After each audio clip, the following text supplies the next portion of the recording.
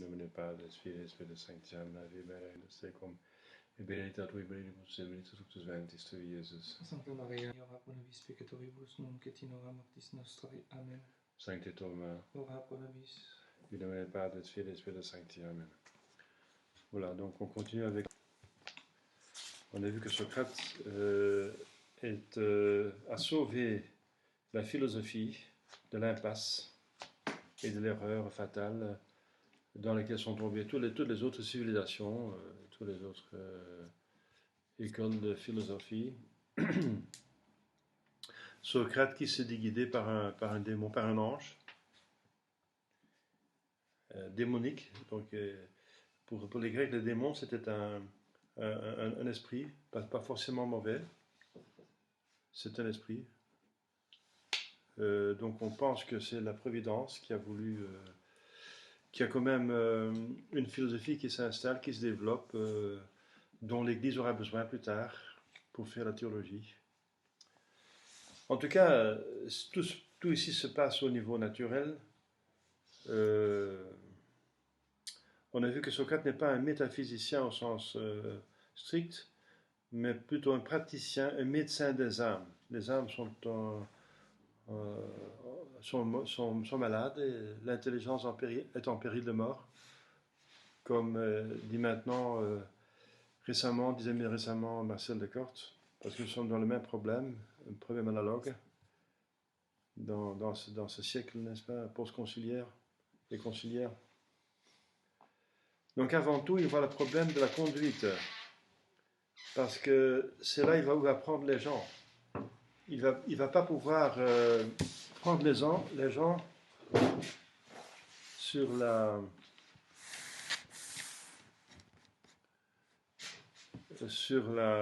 la théorie, à cause de l'impasse des systèmes philosophiques, mais il va les prendre sur la conduite concrète, n'est-ce pas? Concrète, le problème moral. Donc il va les prendre sur l'utilitaire, le vraiment utile. Par l'utile, il passe à ce qui est bon, parce que l'utile est appétissable, c'est ce que tout le monde cherche, l'utilité, on cherche à vivre, donc il faut des moyens pour vivre, pour survivre. Et ensuite, il pose donc le problème ou la question de la fin de toute chose. Pourquoi on agit? Le bien absolu, incorruptible, la fin dernière. Alors, il dépasse l'utilitarisme, il débouche dans l'ordre métaphysique du souverain bien. Et ensuite, il aborde le savoir. Parce que pour réaliser ce bien, il faut savoir comment faire. Alors, il faut savoir. Et pour lui, la vertu s'identifie avec la science. En sorte que tout pécheur n'est qu'un ignorant. Donc, c'est l'optimisme socraticien, c'est une exagération. Il ne tient pas compte de la mauvaise volonté. Donc, il parle du fait que tout le monde veut le bien, tout le monde veut le bonheur, c'est vrai en soi. Mais il ne fait pas la distinction entre le bonheur en théorie et en général et le bonheur concret, les biens concrets. Les biens concrets peuvent être en opposition les unes les autres et exclure les unes les autres. Le péché me donne un plaisir, un bien limité, mais direct maintenant et ici. Et justement, le péché empêche un autre bien, beaucoup plus important, n'est-ce pas? Mais qui est plus loin, qui est plutôt spirituel souvent. Et il y a une incompétence. Et Socrate ne tient pas compte de cela, n'est-ce pas? Que les biens sont souvent en opposition. On ne peut pas tout avoir en même temps, n'est-ce pas? Il faut faire des choix.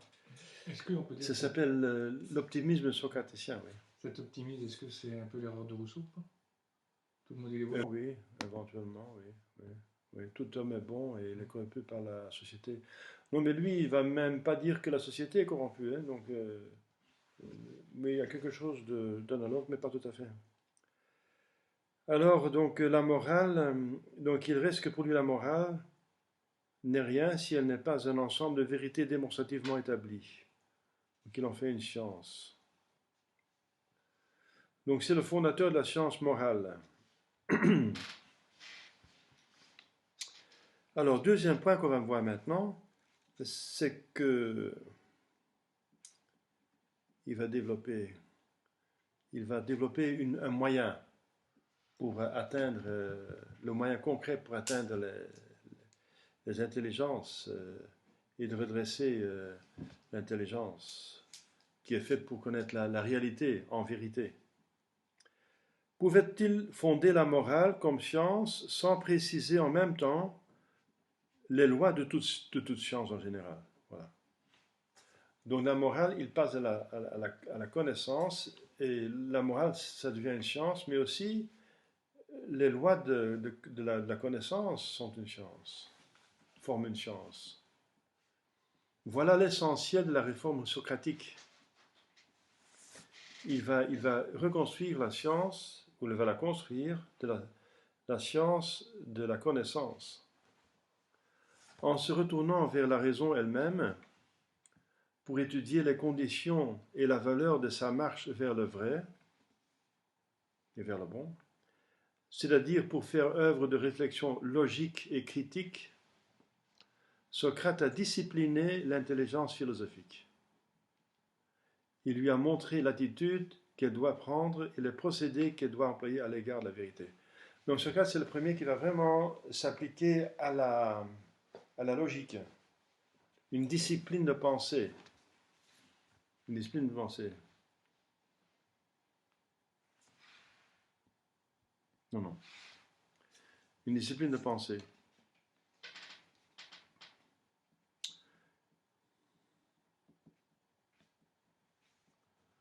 Donc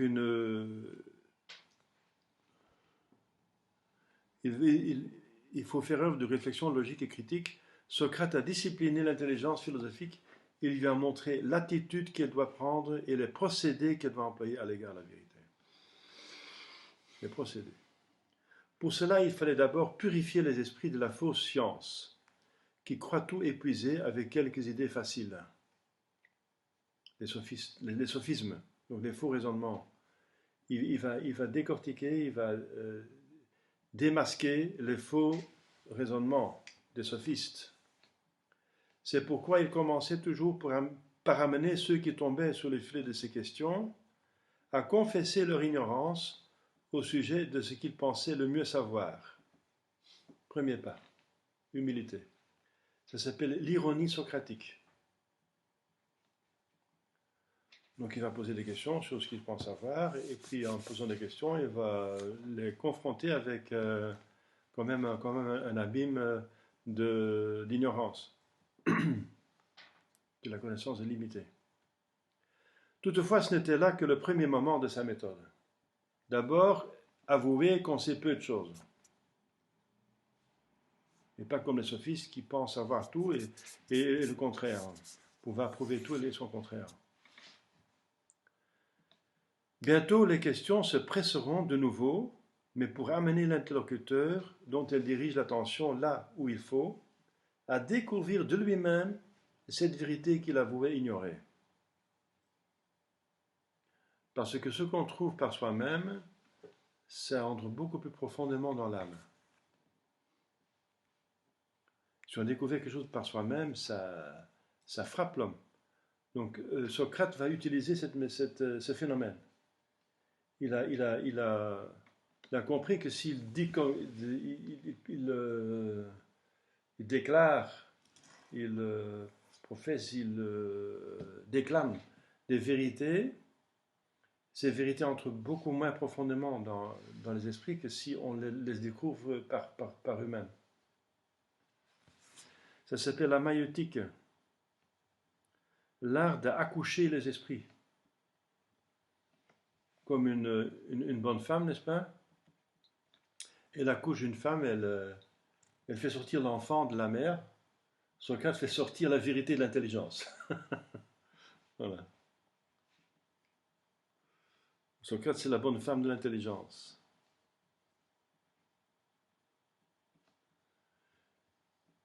Socrate sent si bien que la prise de possession du vrai est une opération vitale et personnelle, voyez, où le maître ne fait qu'aider l'intelligence du disciple comme le médecin aide la nature, mais où l'intelligence du disciple a le rôle d'agent principal, qu'il compare l'acquisition de la science à l'éveil d'un souvenir endormi dans l'âme. Comparaison dont Platon tira plus tard sa célèbre théorie de la réminiscence. Platon va prendre cela et va l'exagérer encore. Encore exagération par Platon. Mais il y a quelque chose de vrai, n'est-ce pas, que nous avons en nous une capacité de connaître, et Socrate va la réveiller, la mettre en acte. La maïeutique. Mais comment la maïeutique a-t-elle formé l'intelligence philosophique? Eh bien, en précisant son objet propre, en lui apprenant à chercher les essences et les définitions des choses. Le premier pas de la logique, c'est les définitions, les concepts, les essences. Qu'est-ce que c'est? Qu'est-ce qu'on veut dire avec cela? Parce que la plupart des sophismes étaient un abus de langage. C'était ce qu'on va dire plus tard, qu'il y a deux moyens termes dans le raisonnement. Normalement, il y a un moyen terme. Mais ces deux moyens termes, on brouille le raisonnement. Par exemple, on peut mettre l'homme dans l'homme peut être dans le manteau. Hein? Le manteau enveloppe l'homme, donc l'homme est dans le manteau. On peut mettre le manteau dans une petite valise, donc on peut mettre l'homme dans la petite valise. Parce que si A entre en 2 et A entre en B et B entre en C, A entre en C. Hein? Si j'arrive à mettre une boîte à allumettes dans mon cartable et mon cartable dans la voiture, ça veut dire la voiture est assez grande pour que je mette les boîtes à allumettes directement dans la voiture. Si je peux mettre A en B et B en C, je peux mettre A en C, c'est logique. Mais dans le cas du manteau, ça ne marche pas. Pourquoi pas? Eh bien, parce qu'il a pris deux moyens termes. C'est le manteau déplié et le manteau plié. Il a deux grandeurs différentes. Hein. Donc c'est une grande différence. Donc il a triché avec la forme, la forme du manteau. Donc la manière de la tenir, n'est-ce pas? Donc, il faut d'abord préciser de quoi on parle. De quoi parle-t-on exactement? Si on ne parle pas exactement de la même chose, on peut briller les choses. Comme Gorgias, n'est-ce pas, quand il dit, on va reprendre le sophisme de page 38 là, Gorgias, il dit que l'être n'est pas, ou en d'autres termes, que rien n'existe. Parce que le non-être est le non-être. Donc il est, disait-il en jouant sur le mot est, n'est-ce pas? Donc l'être, qui est son contraire, n'est pas. Mais si on dit que le non-être est le non-être, on utilise le mot être dans l'acceptation, la signification de ça signifie. Ceci est, ça signifie, ça veut dire on parle de l'essence de la chose. Le non-être est le non-être. Et si on dit donc le non-être, donc il est, on utilise le mot être dans la signification d'exister. C'est différent. Donc il va mélanger les deux significations. Hein? Et alors il va dire donc le non-être existe.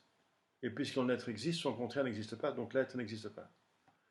Donc le faux raisonnement est parce qu'il a utilisé le mot, le concept être dans deux, n'est-ce pas? Il les a mélangés. Alors c'est tricher.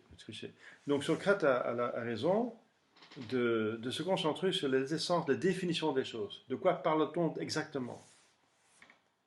Et une définition, ça détermine la chose avec le mot qu'on utilise, et ça distingue de tous les autres mots, dans une seule signification. Parce que parfois, les choses ont plusieurs sens. Par exemple, le mot essence. Essence, ça veut dire ce que c'est. Ça veut dire aussi l'essence, le carburant, n'est-ce pas? Ça veut dire les sens, les directions, ou bien les sens extérieur-intérieur, les quatre sens. Donc ça, peut dire, ça a plusieurs sens, le mot l'essence. Donc si on ne va pas déterminer de quoi, dans quelle acceptation, dans quelle signification on utilise le mot, on va parler de n'importe quoi et ça brouille, on est dans l'équivoque. Hein. Donc le premier pas que fait Socrate pour établir sa logique, c'est préciser les essences par des définitions. Chercher les essences et les définitions des choses. Sans répit, Socrate ramène la raison vers cet unique objet, ce qu'est la chose dont on parle, ce qu'est le courage, ce qu'est la piété, la vertu, l'art de fabricateur de navires ou l'art de cordonnier, et ainsi de suite. Donc il va voir un cordonnier et il lui demande de donner la définition de l'art de cordonnier. Toutes ces choses ont un être qui leur est propre, une essence ou une nature que l'intelligence humaine doit pouvoir découvrir et exprimer dans une définition, en la distinguant de tout ce qui n'est pas elle. Voilà. Donc pour arrêter les sophistes et leurs sophismes, il va dire stop, maintenant on va définir chaque parole qu'on utilise. Et qu'on ne peut pas la brouiller avec une autre signification. Alors ça va déjà résoudre la plupart des cas de faute de sophisme. Parce que Socrate exige ainsi que l'on distingue sans cesse l'essentiel de l'accidentel. Voilà. Donc le pas suivant, c'est qu'il y a quelque chose essentiel de la chose, il y a quelque chose d'accidentel.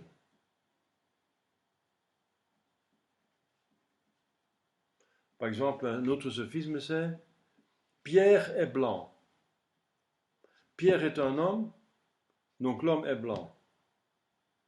Non, parce qu'il y a des hommes qui sont noirs, qui sont bruns, qui sont jaunes. Pourquoi? Parce qu'il n'appartient pas à l'homme d'être blanc. Il appartient à l'homme d'avoir une couleur, mais pas forcément le blanc. Donc il faut distinguer l'essentiel de l'accidentel. Voilà, donc, etc. Donc, Platon est philosophe. Platon est homme, donc l'homme est philosophe. Non, pas tout homme est philosophe. Pas tout le monde a les talents d'être philosophe, n'est-ce pas? Il y a des gens qui ne sont pas capables de faire la philosophie, n'est-ce pas? Alors, voilà. Etc., etc. Donc, deuxième pas dans la logique, c'est distinguer l'essentiel de l'accidentel.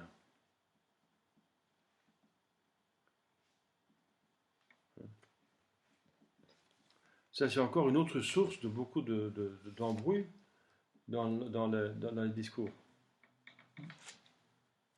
Et parce qu'il exerce infatigablement l'esprit à la chasse aux essences, on peut dire que sa philosophie est la philosophie des essences. Voilà.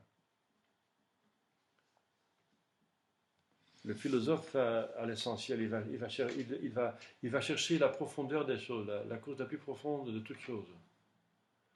Donc ce qui est le plus profond de la chose, c'est son essence. Les accidents, c'est ce qui est superficiel, n'est-ce pas? C'est la forme, la couleur, l'odeur, mais qu'est-ce que c'est finalement?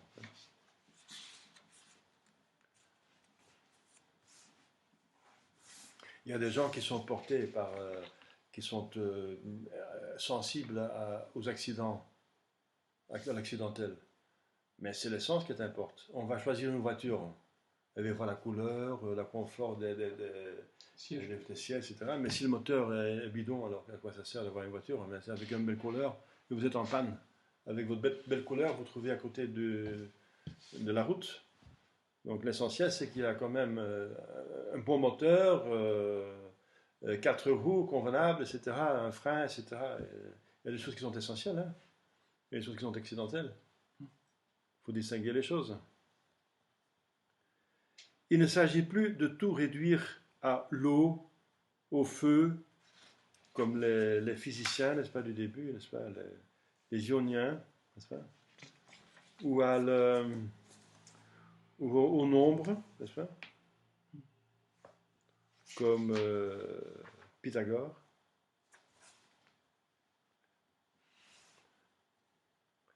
Ni à l'être absolu, n'est-ce pas, comme Parménide, ni de trouver un concept indéfiniment extensible où l'on enveloppe toute chose comme dans un manteau sans forme.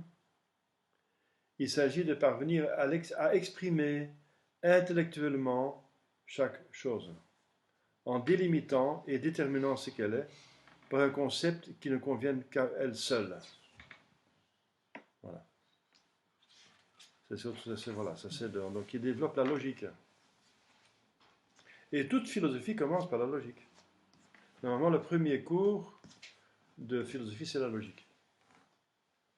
On a d'abord un aperçu, comme on fait maintenant, de l'histoire, mais le premier cours vraiment approfondi est la logique.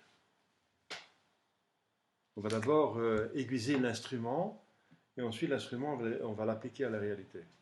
Aiguiser l'instrument, c'est l'intelligence, c'est faire bien fonctionner l'intelligence, apprendre à bien raisonner. Le bon sens peut déjà bien raisonner, mais c'est bien de développer de manière scientifique, systématique. En même temps, Socrate enseigne à la raison, sinon sous une forme théorique achevée, et en construisant une logique du syllogisme, de la démonstration, qu'on fera plus tard Aristote. Aristote va développer cela jusqu'à vraiment l'instrument, l'organon. La logique sera vraiment dressée en vraie science par Aristote. Elle sera parfaite par Aristote. Au moins pratiquement et d'intention, à user des concepts pour suivre docilement les contours et les articulations du réel. Suivre docilement les contours et les articulations du réel. Donc il faut suivre les réels. L'intelligence est faite pour les réels. Et si je pense comme le réel, je suis dans la vérité. La vérité, c'est la correspondance entre mon idée et la réalité. Voilà. Donc il faut suivre docilement les réels. Voilà. C'est encore un autre, troisième élément pour redresser l'intelligence. Il ne faut pas parler de n'importe quoi et pas délirer et déraper dans des pensées fantasmagoriques, mais il faut toujours tenir contact avec les réels, vérifier les réels. En observant avec les sens extérieurs, et avec le bon sens, observation et raisonnement logique et consistant. Donc, il importe donc d'user des concepts pour suivre docilement les contours et les actions réelles, et non plus pour trancher au hasard dans les choses, selon les jeux barbares des sophistes. Et par là, il crée la dialectique, un instrument de savoir encore insuffisant sans doute, mais qui préparait la vraie notion de la science, et que Platon compare à l'art du bon cuisinier qui découpe une volaille en suivant et en distinguant avec soin les moindres jointures naturelles. La dialectique.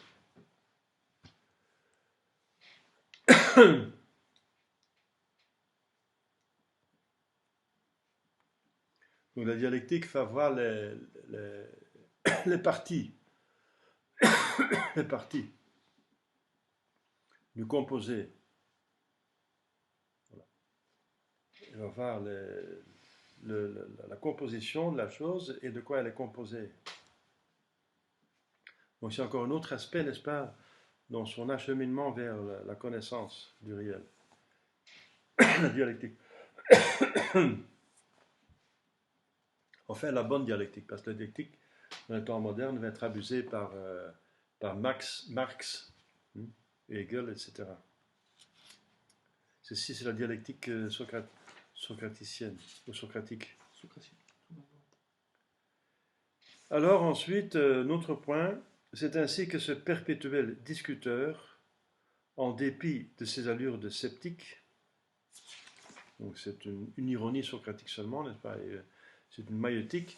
La maïeutique donne l'impression de ne pas savoir. Et en posant des questions, d'essayer de trouver la vérité chez l'autre.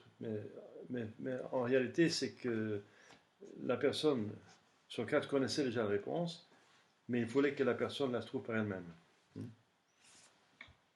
C'est dans ce sens-là que Jésus aussi interroge les docteurs dans le temple. Il pose des questions, mais lui, il connaît déjà la réponse. Mais il veut que eux, ils donnent la réponse. Donc Jésus aussi a utilisé la maïeutique à sa façon. Oui. C'est ainsi que ce perpétuel discuteur, n'est-ce pas, en dépit de ses allures de sceptique, a une confiance invincible en l'intelligence et en la science. Voilà. Il arrive à faire trouver à tout le monde la vérité.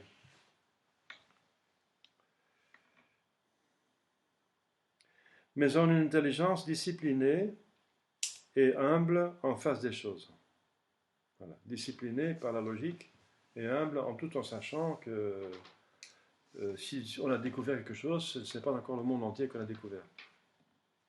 Il y aura des distinctions à faire. Parce que c'est un manque de distinction, et on a trouvé quelque chose, et on absolutise qu'on tombe dans la plupart des erreurs.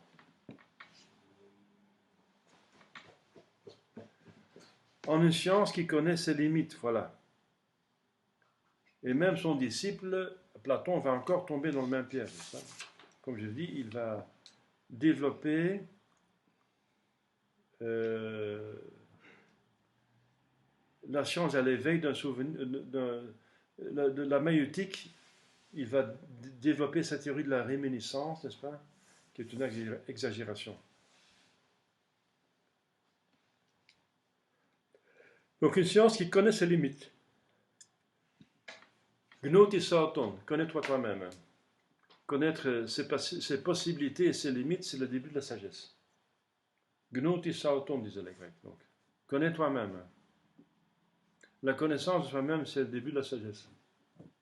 Si on connaît ses capacités et ses limites, alors seulement on est capable d'agir convenablement. Une science qui connaît ses limites et qui ne progresse avec force et sécurité dans la possession du vrai que dans la mesure même où elle rend hommage à la souveraineté du réel. La souveraineté du réel. Vous voyez? Ça, c'est contre la science moderne qui s'en fiche du réel et qui tient compte surtout du subjectivisme. Ce que je pense, ce que je ressens, ce qui pour moi est important, semble important. On s'en fiche finalement de la réalité objective, la vérité objective, et on s'occupe surtout de la vérité subjective, ce que je pense. À chacun sa vérité. Donc et ça porte à beaucoup d'erreurs. C'est finalement canoniser l'erreur. Tout le monde a droit à sa vérité, ça veut dire à son erreur aussi. Il n'y a qu'une seule vérité, n'est-ce pas, de chaque chose. N'est-ce pas? Ce crayon, il existe ou il n'existe pas, n'est-ce pas? Si vous dites qu'il n'existe pas, alors vous êtes dans l'erreur. Et si il existe, vous êtes dans la vérité. Il n'y a pas mille solutions, n'est-ce pas? Donc, il rend hommage à la souveraineté du réel. La souveraineté du réel. L'intelligence est soumise au réel. L'intelligence est d'autant plus capable de connaître la vérité dans la mesure où elle est soumise au réel. Qu'elle peut capter le réel, comme il est. Exactement comme il est. Sans en ajouter ou trancher quelque chose. D'au moins qu'elle tranche ou ajoute, de plus qu'elle voit le réel, comprend le réel. De plus qu'elle est intelligente, elle comprend le réel, la réalité. À chaque fois qu'elle ajoute, c'est pas dans le réel. C'est vous qui avez ajouté. Hein? Donc la souveraineté du réel. Et c'est humble, c'est humiliant, n'est-ce pas? C'est une soumission. Et l'homme rebelle n'accepte pas ça, n'est-ce pas? En tant que fils de Lucifer, qui est le rebelle. le rebelle le prototype du rebelle, n'est-ce pas, qui par rébellion a inventé le mensonge. Pourquoi le diable a inventé le mensonge? Parce qu'il ne veut pas se soumettre. Il veut se battre à se mettre à la réalité qui a été créée par Dieu. Se soumettre à la réalité, c'est se soumettre à Dieu qui a fait la réalité. Et il ne veut pas se soumettre à la réalité. Donc il crée son monde de mensonges, n'est-ce pas? Oui, c'est très profond. Hein? Donc les vrais philosophes sont des gens humbles et finalement qui aiment Dieu, qui aiment la vérité, n'est-ce pas? Et les menteurs, n'est-ce pas? Ce sont les enfants du diable, ce sont les menteurs, le mensonge qui porte au vol, etc. Les crimes sont connexes. Donc la souveraineté du réel. Le seul qui est au-dessus du réel, c'est Dieu, parce que lui, il crée le réel. Chez Dieu, c'est tout à fait différent. Il n'existe rien sauf lui, et quand il parle, il pense, il parle, alors c'est comme il pense. Parce qu'il est créateur. Pour Dieu, les choses sont comme il le pense. Mais pour nous, nous pensons comme les choses sont, parce que nous sommes créatures. Donc vouloir faire être les choses comme on pense, c'est se faire Dieu. Et Lucifer veut se faire Dieu, donc il a inventé le mensonge pour se faire Dieu. Parce qu'il ne veut pas se soumettre à une réalité qui a été faite par Dieu. Oui, c'est très profond. Hein? Oui, le drame du mensonge et la souveraineté du réel. Je pense donc je suis.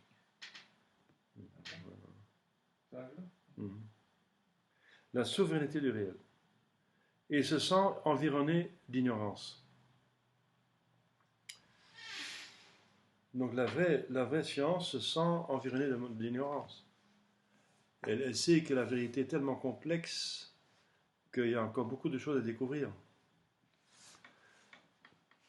Socrate apparaît à ce point de vue comme le maître de l'esprit scientifique. De l'esprit scientifique.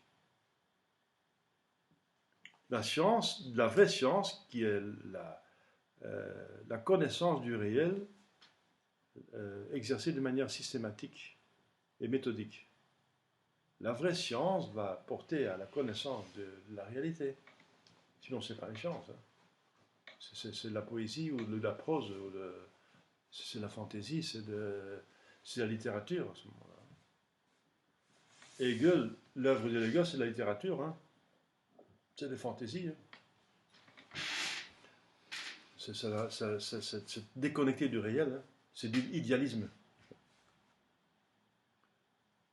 C'est de la prose philosophique, enfin quasi philosophique. Mais ce n'est pas de la philosophie, ça veut dire que ça ne fait pas connaître le réel. Socrate apparaît à ce point de vue comme le maître de l'esprit scientifique, en même temps que de cette philosophie que nous apprendrons à connaître sous le nom de l'intellectualisme mesuré.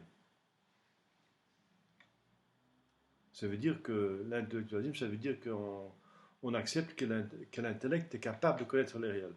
Mesuré parce qu'il ne peut pas tout connaître. Il ne peut pas tout connaître. C'est limité. Par son effort logique et critique,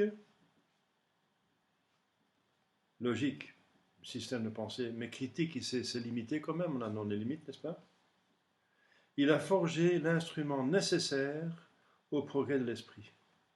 Il a fait tourner la crise de la sophistique au bien et au salut de la raison. Voilà le sauveur de l'intelligence. Socrate, c'est un grand homme. Hein? Si Aristote, c'est celui qui a développé la philosophie totalement comme il faut, mais il n'y avait pas d'Aristote sans Socrate. Hein? Par son effort moral, il n'a pas seulement fondé la science de l'éthique, mais il a aussi délivré la pensée de la fascination du sensible dans laquelle étaient liés, emprisonnés les Ioniens, les physiciens, les Ioniens et les Éléates, et les Italiques. Hein. On a vu ça. Les philosophes anté-socratiques. la fascination du sensible, moi je dirais la tyrannie du sensible plutôt. La fascination, oui, oui bien sûr. C'est une manière élégante. Pour moi, c'était plutôt une tyrannie, hein, parce que ça portait à l'erreur. Et il a orienté, sans le savoir peut-être lui-même, la spéculation philosophique vers la métaphysique et vers la sagesse proprement dite, du seul fait qu'il élevait la philosophie de l'étude exclusive du monde corporel à la considération de l'homme et des choses humaines qui comportent un élément spirituel supérieur à tout ordre des astres et à tout le monde des corps. Et entre parenthèses, la philosophie, c'est là la vraie portée du connais-toi toi-même socratique. Gnoti Satan, connais-toi toi-même. Vous avez une question? La question que j'ai, c'est il demande un intellectualisme mesuré du Oui. fait donc de la connaissance. Enfin, c'est un nom qu'on n'a qu'à donner, oui. ça vient de Maritain. Hein. Oui, mais du fait donc de la soumission de l'intelligence au réel, oui. Et en même temps, il délivre la pensée du sensible. Oui, bien sûr. Mais le sensible donne le réel. Oui, oui, oui. Mais c'est une servante, c'est pas un tyran. D'accord. Elle donne, mais n'impose pas. Elle dit que maintenant c'est tout. La fascination du sensible, ça veut dire le sensible va dire c'est tout. Tout ce que vous voyez, c'est tout. Il y a bien d'autres. Il n'y a que le sensible. Ah oui, non, d'accord, oui. Ok, j'ai plus. Donc l'intelligence est comme paralysée par ce sensible. Dans la perception des sens, oui. Il voit la matière, il n'y a que la matière. Et ce qu'on voit, n'est-ce pas? Tout, on va bouger et tout change, donc il n'y a que le changement qui existe. Voilà. Et ça s'arrête. Et on n'arrive pas à raisonner plus loin. On ne voit pas les essences des choses qui ne changent pas. L'homme change, oui, qu'est-ce qui change? Eh bien, l'accidentel change, mais pas l'essentiel. Voilà, ça, il ne voit pas. Il ne voit pas que l'essentiel ne change pas. C'est toujours un homme. La définition de l'homme est toujours applicable à l'homme qui change. Il vieillit, il grandit, il change d'habitude, etc. Mais c'est toujours un homme. Donc, distinction entre essence et accidentel, vous voyez?